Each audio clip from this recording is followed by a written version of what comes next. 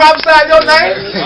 Is that not church folks? Did we not cast out demons in your name? You don't see folks out there on that corner out there casting out demons. Come on, somebody. Did we not do all these wonderful works? That's not the world. He's talking about the church. He goes tell them, he said, depart from me, for I know you not, for your work is of what? Iniquity. That means you did all that come to church for nothing.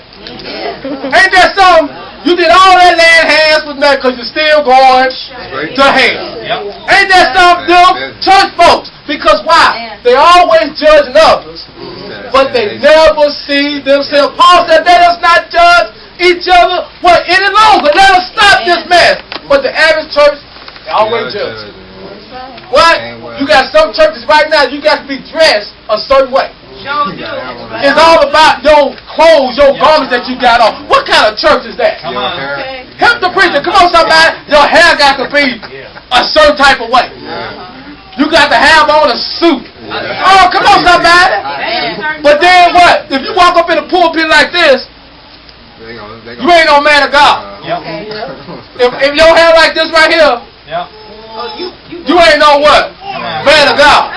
Ain't that so? What is a man of God? John the Baptist walked around with camel's hair. Come on, somebody. I'm talking walk around. I'm talking you got camel's hair on you. I'm talking with a thick leather belt. You remember me walking? I'm talking I come to this church with some camel hair on, with a thick leather belt. Could you imagine that? Elijah the prophet, this man bald-headed, and this man walked around with camel's hair on. A bald-headed man of God with camel's hair. Come on, somebody. But then we judge one another not in the church. That's the problem with the church. We judge men. The church see everybody else, but they don't see themselves. I see your kids, but I don't see my kids. I see your husband, what he doing, but I don't see my husband, what he doing. Come on, somebody. I can see all the messages going on in everybody else's church, but I can't see the message going on in my church. My pastor up there stealing money. What? What? Did I say my pastor stealing money? My pastor robbing the folks blind. Come on, somebody. I know my pastor a low-down dog. What? But I talk about your pastor, though. Y'all better help the preacher. Come on, somebody. Let us stop what? Judging. Amen. Praise God. Listen what he said. He said, let us not what therefore judge what one another any longer what? He said, but judge this rather that no man put a stumbling block or an occasion to fall in his what? Brother's way. What? He said, if anything, don't let us put a stumbling block in our brother's way. And do not the church put stumbling blocks in the world's way. What? Come on, somebody. The church, you got a lot of church folk going straight to hell. They're going to crack the floor of hell when they go up in there. Come on, somebody. Because a lot of people in the church got blood on their hands. Look at all the souls that they have hurt and caused to leave the church because they judged them. You got to dress like this right here. You got to look like this right here. You got to talk like this. Come on, somebody. And what we do, we kill them. That's a kill them. We end up killing them instead of helping them. That's right. Look at you. Do you not know how many young people right now that's in the world that hate church folks? Because why? They went to the church looking for help, trying to change their life. But then what happened was they ended up dealing with the more ignorant church folks. And what they did was they judged them. They started treating them bad. And what they did, they ran them out back there into the streets. And then the thing about it, when they leave and go back into the streets, guess what? The more ignorant dogs don't even kill. All thing they want to do is talk about it. They're going to crack hell wide open. Come on, somebody. And they think they're going to heaven. I don't know what heaven you're going to, and you just killed somebody. Come on, somebody. You got more murderers. Did I not say that? In the church than you do out there in the streets. But you better believe this, they kill each other with their mouth. What? Look at all these young folks the church are killed. Look at some of these young men that have come to try to change their life. The church killed them. Look at some of these young women came to the church to try to change their life. And what? The church killed them. Look at some of these young families that have came to the church to try to change their life. And their family tried to change. But guess what? The church killed them because they did not meet their standards or their qualifications, or they didn't look like them or act like them. Come on, bro. Come on. Boy, the church's hands are bloody. They're bloody. You know what I mean? You got some preachers up there that ain't nothing murderers. Some of them church mothers ain't nothing but murderers. Some of them deacons ain't nothing but murderers. Come on, somebody. That old boy that you got up there, that old staff that you got up there, ain't nothing but murderers. Come on, somebody. Your old state bishop. Come on, somebody. He ain't nothing but a murderer. Yep, come on. Because you have no concern for the world. But the only ones you concerned about them Negroes that sit up in your church. Them old hypocrites, them old dogs that sit up in there. Because we guilty. Right. We're murderers. Come on, somebody. We have no compassion for the world. And you expect God to have sympathy on you. This is what the church don't realize this right here too. Let me say this is very important. Now you judge other people. You ran other people's children out the church. Let me say this right quick. This needs to be stated. Now you have called somebody else's son. You a mother. You a father. You have called somebody else's son, somebody else's daughter to go back into the streets, into the world, because of your judgmental way. But what you fail to realize is this: you have children yourself, you ignorant fool. What? I called you ignorant because you ignorant. That's right. And what you did is this: you will murder somebody else's child in the spirit. But now you want God to save your child. You want God to deliver your child. But you don't forget what you have done to somebody else's child's spirit. Come on. And you wonder when you pray. That's right. Concerning your children, you don't get no answers. You wonder why your son keep going back to jail. You wonder why your son keep going to prison. You wonder why your daughter so messed up, got 5 and 6, 10 kids. Come on, somebody. Can't keep a man. Come on, somebody. But you don't realize this. You have sown discord in somebody else's home. That's right. You have destroyed somebody else's home. And the Bible says this: be not deceived. For God is not mocked. That when a man sow it, that shall a man also reap. Now you're reaping the fruits of your labor. What? You're reaping the fruits of your labor. Now your house messed up. That's why you got so many folks in the church, their houses is divided. Houses is destroyed. Come on, somebody. And they don't got enough sense to see why. Because look at what you have done to somebody else's child. That's right. Look at the blood. Do you remember that young man that you ran out? Do you remember that young man you told, listen, God, listen, you told that young man, God don't love you because you got earrings in your ear. You told that young man, God don't love you and God can't do nothing with you until you pull your pants up. Or y'all better help the preacher. And you caused that young man to go back into the streets. Come on. Oh, you told that young couple, listen, y'all had sex. Now she pregnant.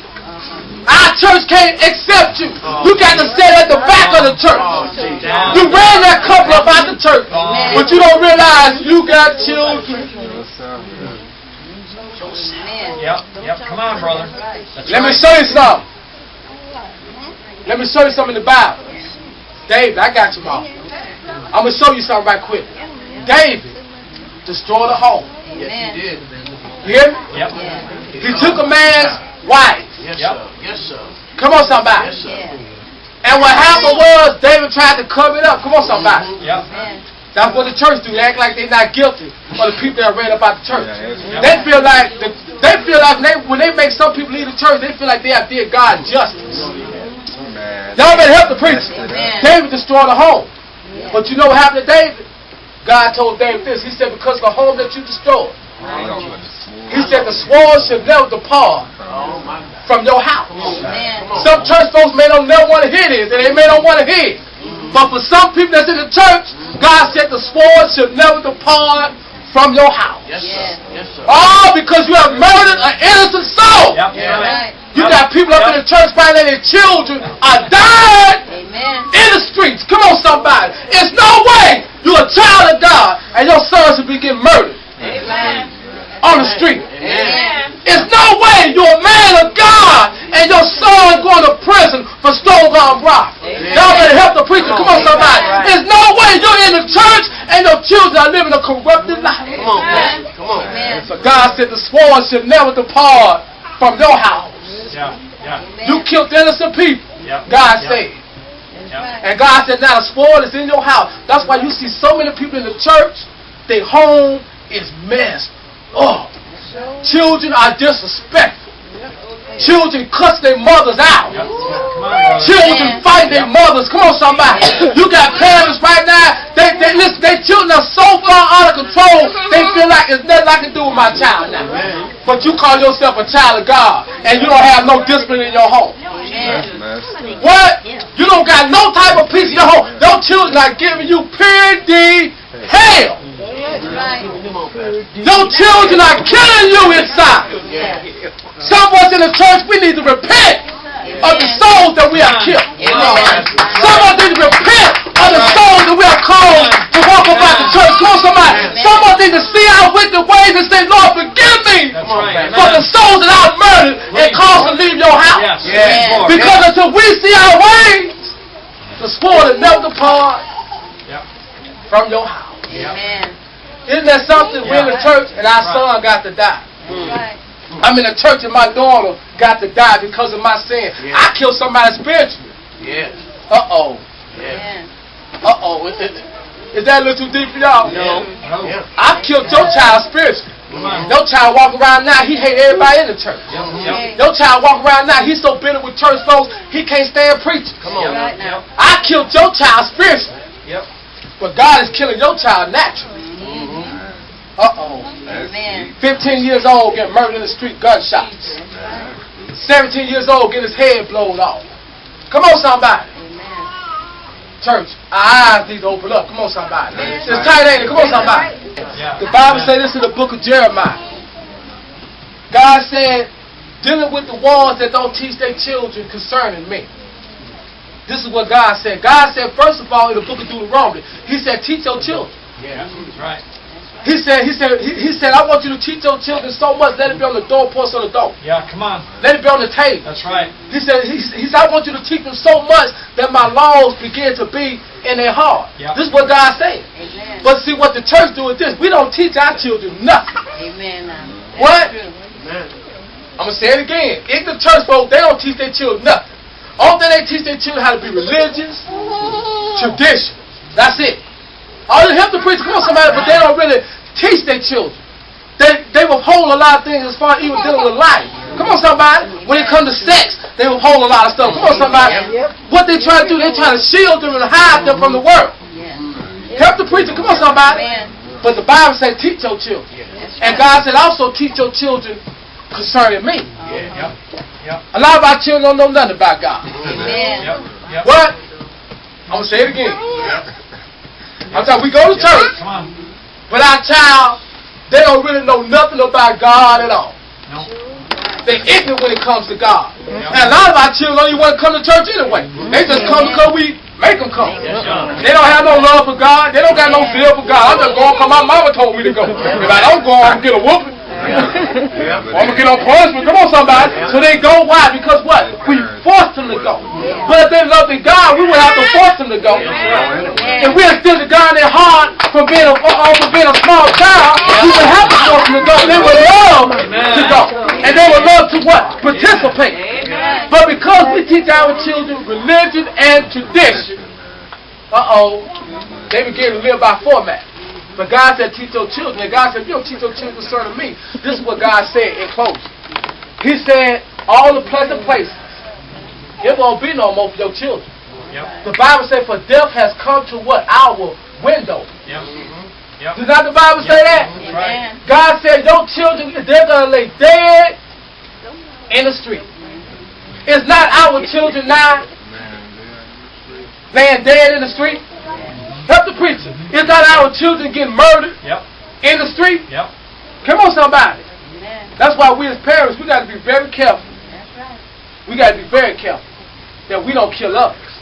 And also make sure we really teach our children the truth concerning God. Come on, let us be careful how we treat people.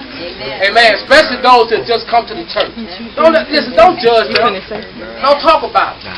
Don't laugh at them. Don't make fun of them. Let them come as they are. Amen. Come on, somebody, because church, the slightest wrong thing you do that cause them to leave, there could be blood. That's right. That's on your hand. The church, I don't want no blood on my hand off for nobody's soul.